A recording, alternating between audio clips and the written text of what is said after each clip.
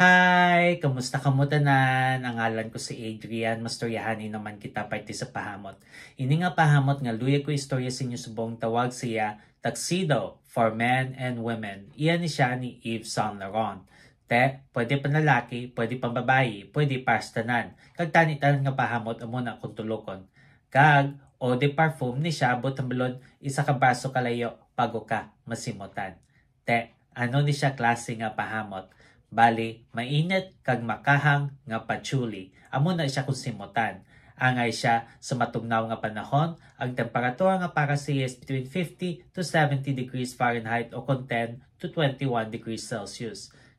Ano ang iyang mga nota?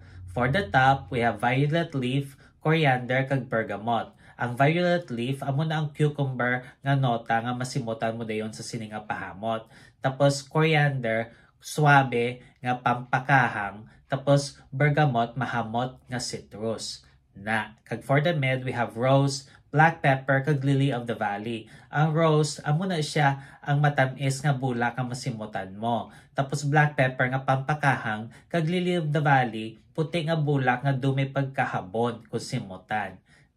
Kag for the base, we have patchouli, ambergris, kag bourbon vanilla. Ang patchouli, amo nang dumi pagkaduta nga masimutan mo dayon sa sining nga pahamot. Tapos ambergris, maalat kag mainit nga nota. Tapos bourbon vanilla, komportable nga nota. Kabay pa nga namian ka mo sining nga pahamot. Kag kung may iba pa mga pahamot nga luyag istorya sa akon, ibili lang sa comment section. So daso naman, bye-bye!